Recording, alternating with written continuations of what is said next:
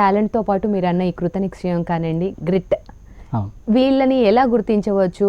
అంటే నేర్చుకోవడానికి కానివ్వండి, లేకపోతే ఒక రోల్ మోడల్గా ప్రతి ఒక్కరు ఇప్పుడు మాకు ఒక రోల్ మోడల్ ఉన్నారన్న వర్డ్ని బాగా యూజ్ చేస్తున్నారు.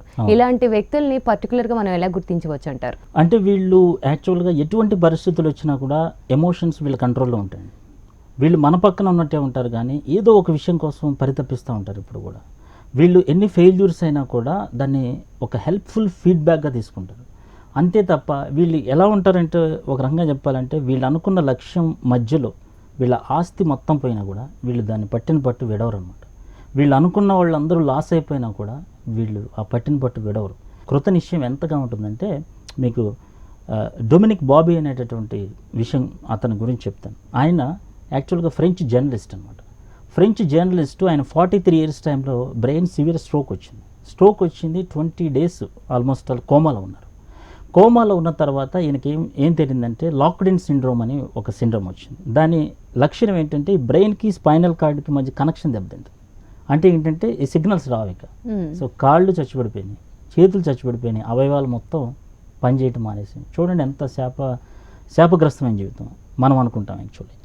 కానీ అక్కడ జరిగిన విషయం ఏంటంటే, ఆయనకి వర్క్ చేసే అవయవం ఒకటే ఉంది. అది ఏంటంటే ఈ లెఫ్ట్ ఐలిడ్ అనమాట. లెఫ్ట్ ఐలిడ్ ఒక్కటే పనిచేస్తుంది, ఇంకేం పని చేయట్లేదు. సో దాంతో అప్పుడు అతను ఏం ఆలోచించాడంటే, ఇప్పుడు నేనేం చేయగలను, దీంతో నేనేం చేయగలను అని ఆలోచించి అక్కడ ఎవరైతే డాక్టర్ ఉంటారో ఆ డాక్టర్ తోటి ఈ ఐ మూమెంట్స్ తోటి ABCDస్ని ప్రాక్టీస్ చేశాడు. ప్రాక్టీస్ చేసి ఇంచుమించుగా 2 లక్షల సార్లు మూమెంట్ చేసి ఒక పుస్తకం రాశాడు. The diving bell and the butterfly అనేటటువంటి బుక్ అనమాట. గూగుల్లో కూడా సెర్చ్ చేసుకోవచ్చు. ఆ బుక్ రాశాడు. ఆ బుక్ చాలా సంచలనం. ఆయన బయోపిక్ కూడా తర్వాత తీశారు, ఎక్స్ట్రాడనరీ హిట్ అయింది. సో అటువంటి కసెండ్, అటువంటి సంకల్ప బలం, అటువంటి పట్టుదల ఈజ్ ఈక్వల్ టు కృతనిశ్చయం అనమాట. సో అటువంటి పరిస్థితులు వచ్చినా కూడా మనం సాధించవచ్చు అనేటటువంటి విషయాన్ని చెప్పడానికి ఈ విషయం చెప్తున్నాను. వాళ్ళని ఇలా గుర్తించవచ్చు. శ్రీనివాస్ గారు, ఫైనల్గా అంటే కృతనిశ్చయానికి సంబంధించి ఒక వ్యక్తి, ఒక స్టూడెంట్ కావచ్చు, ఏదైనా సరే ఒక వ్యక్తి పెట్టుకోవాలన్న గోల్ ఏంటి? అంటే కృతనిశ్చయం పెరగాలన్నా కూడా, దాన్ని సాధించాలన్నా కూడా ఏం చేయాలి? అంటే ఇక్కడ ఒక 3 విషయాలు ఉన్నాయండి. ఒక పాయింట్ ఏంటంటే, కృతనిశ్చయం అనేది లైక్ ఏ హ్యూమన్ మజిల్ లాంటిది. దాన్ని ఎలా ఎక్సర్సైజ్ చేస్తే ఎలా పెరుగుతుందో అలా పెరగాలి. అంటే ఏంటంటే, ఒక 21 days సైకాలజీలో ఉన్న రూల్ ప్రకారం ఒక 21 days నేను ఇది తినను, లేకపోతే నేను 21 days ఒక కొత్త హ్యాబిట్ని అలవాటు చేసుకుంటాను, పుస్తకాలు చదవడం అలవాటు చేసుకుంటాను, లేకపోతే సోషల్ మీడియాకి అవసరమైనప్పుడే చూస్తాను అనేటటువంటి నిర్ణయాలు కొన్ని తీసుకోవాలి. కొన్ని తీసుకున్న తర్వాత వాటిని ప్రతిరోజు అంటే ఇన్స్టాల్మెంటల్ బేసిస్లో మనం అమలు చేసుకుంటూ వెళ్తే ఖచ్చితంగా ఆ హ్యాబిట్ అనేది, న్యూ హ్యాబిట్ అనేది వస్తూ ఉంటుంది. సో బ్యాడ్ హ్యాబిట్ మీద కూడా మనం అలాగే నెమ్మదిగా ఇన్స్టాల్మెంటల్ బేసిస్లో డెవలప్ చేసుకోవడం ఉంటుంది. నెంబర్ 2 ఏంటంటే బుక్స్ చదవటం. సో బయోగ్రఫీస్ చాలా ఇంపార్టెంట్. ఇప్పుడు నేను చెప్పినవి కొన్ని స్టోరీస్ కానివ్వండి, ఇవి మనిషిలో ఒక నిప్పు కణాన్ని పెంచుతాయి అన్నమాట. సో అటువంటి పట్టుదల కలిగిన వ్యక్తులు, కృతనిశ్చయంతో సక్సెస్ సాధించిన వ్యక్తుల ఒక స్టోరీస్ చూస్తూ ఉన్నప్పుడు కూడా చాలా ఇన్స్పైరేషన్గా ఉంటుంది. అంతేకాకుండా ఇటువంటి జేహో సక్సెస్ మంత్ర లాంటి ప్రోగ్రామ్స్, ఆస్క్ టాక్స్ కానీ ఇటువంటి ప్రోగ్రామ్స్ ఏవైతే ఉన్నాయో అటువంటి ప్రోగ్రామ్స్ ఎవ్రీడే చూస్తూ ఉండాలి. ఎవ్రీడే ఏదో ఒకటి న్యూ లెర్నింగ్ అనేది చాలా ఇంపార్టెంట్. సో ఆ లెర్నింగ్ అనేది ఎప్పుడైతే ఉందో, ఆ లెర్నింగ్ కూడా ఏంటంటే ఏవి పడితే అవి కావు. ఇప్పుడు కామిక్స్ కానీ లేకపోతే ఫిక్షన్స్ కానీ ఇటువంటివి, లేకపోతే కొన్ని షోలు, కామెడీ షోలు ఉంటుంటాయి. వీటి వల్ల మనకి కృతనిశ్చయాలు ఏమి రావు. జనరల్గా అదంతా టైం పాస్ని బాగా ఇన్స్పైర్ చేస్తూ ఉంటుంది. సో అటువంటివి కాకుండా ప్రోగ్రామ్స్ చూస్తూ ఉండాలి. సో ఒక ప్రోగ్రామ్ కూడా ఒక మనిషి లైఫ్ని కూడా చేంజ్ చేయొచ్చు. డేవిడ్ గాగిన్స్ అనేటటువంటి వ్యక్తి ఉన్నాడు. అతను యాక్చువల్గా 130 kgs అలా ఉన్నాడు ఆయన.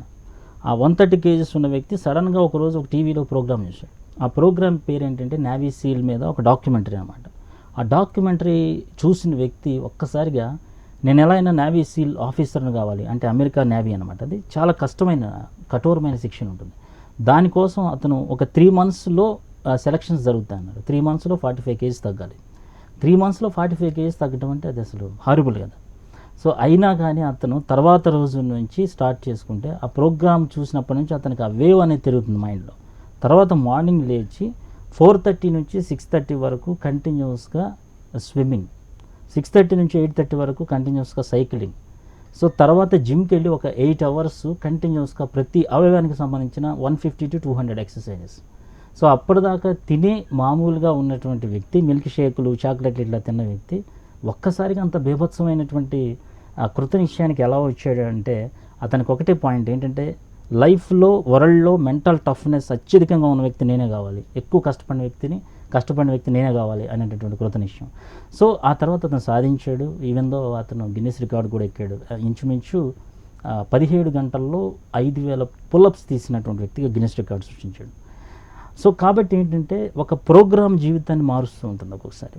సో ఇటువంటి మంచి ప్రోగ్రామ్స్ చూస్తూ ఉంటే ఇన్స్పైరింగ్, ఆ కృతనిశ్చయంతో ఉన్నటువంటి ఆ టెక్నిక్స్, ఆ థాట్స్ ట్రాన్స్ఫర్స్ అనేది జరుగుతుంది. ఆలోచన బదిలీ అంటారు, బ్రైట్ ఐడియాస్ వస్తుంటాయి. ఇక మూడో విషయం ఏంటంటే, పట్టుదల కలిగిన వ్యక్తులు ఎవరైతే ఉంటారో, ఒక లక్ష్యం పెట్టుకొని సీరియస్గా వెళ్తూ ఉంటారో వాళ్ళతో మనం అసోసియేట్ అవటం చాలా ఇంపార్టెంట్. వాళ్ళతో అసోసియేట్ అయినప్పుడు మనకి కొన్ని విషయాలు తెలుస్తూ ఉంటాయి. అప్పుడు మనలో కూడా ఏమంటారు, మండుతున్న అగ్నిపర్వతం అనేది వస్తూ ఉంటుంది. సో ఎట్టి పరిస్థితుల్లో ఆ విధంగా కనుక మనం ఫాలో అయితే ఖచ్చితంగా సక్సెస్ సాధించవచ్చు ఈ కృతనిశ్చయం ద్వారా. సో ఫైనల్గా కృతనిశ్చయానికి సంబంధించి జయహోత్రు ప్రేక్షకులకి ఏం చెప్పాలనుకుంటున్నారు? నేనేమంటున్నానంటే, మీకు ఎన్ని సమస్యలు ఉన్నా సరే కృతనిశ్చయాన్ని విడిచిపెట్టద్దు. మీరు ఎన్నిసార్లు ఫెయిల్ అయిన స్టూడెంట్స్ అయినా, లేదా ఇంటర్వ్యూలో ఎన్నిసార్లు మీరు ఫెయిల్ అయినా కూడా మీరు కృతనిశ్చయాన్ని విడిచిపెట్టద్దు. మీకు ఖచ్చితంగా హోప్ ఉంది. ఎట్టి పరిస్థితుల్లో పట్టుదలతోటి, కృతనిశ్చయంతో, సంకల్ప బలంతో ఏదైనా సాధించవచ్చు. కాబట్టి ముందరికి మూవ్ అవ్వండి. ఎట్టి పరిస్థితుల్లో మీ లక్ష్యాన్ని విడిచిపెట్టద్దు. Thank you so much Srinivasaraju garu. ఈరోజు కృతనిశ్చయానికి సంబంధించి మంచి సలహాలు, సూచనలు కూడా మాకు అందించినందుకు ధన్యవాదాలు. Thanks for coming. Thank you. ఉపన్యాస కళలో మీరు నిష్ణాతులు అవ్వాలనుకుంటున్నారా? అయితే మీ కొరకే వక్త. వివరాల కోసం సంప్రదించాల్సిన ఫోన్ నంబర్ 9553586062.